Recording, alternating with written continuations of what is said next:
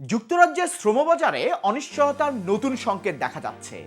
অর্থনৈতিক চাপ ও ব্যবসা পরিচালনার খরচ বৃদ্ধির কারণে অনেক প্রতিষ্ঠান এখন স্থায়ী কর্মী নিয়োগের বদলে অস্থায়ী কর্মী নিয়োগে বেশি আগ্রহ দেখাচ্ছে। নিয়োগ সংস্থা কেপিএমজি ও রিক্রুটমেন্ট অ্যান্ড এমপ্লয়মেন্ট কনফেডারেশনে আরএসির সর্বশেষ প্রতিবেদনে দেখা গেছে, মে মাসে স্থায়ী নিয়োগের হার গত 10 মাসের মধ্যে সবচেয়ে দ্রুত কমেছে। বিপরীতে অস্থায়ী চাকরির সুযোগ আরও বেড়েছে। বিশ্লেষকদের মতে রাজনৈতিক অনিশ্চয়তা, মধ্যপ্রাচ্যের সংঘাত এবং বাড়তি ব্যয় ও নিয়োগদাতাদের সতর্ক করে তুলছে।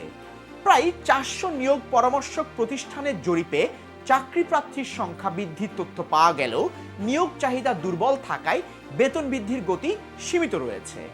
খাতভিত্তিকভাবে নার্সিং, স্বাস্থ্যসেবা ও কেয়ার সেক্টরে কর্মীর চাহিদা বাড়লেও খুচরা বিক্রয় খাতে সবচেয়ে বেশি পতন দেখা গেছে।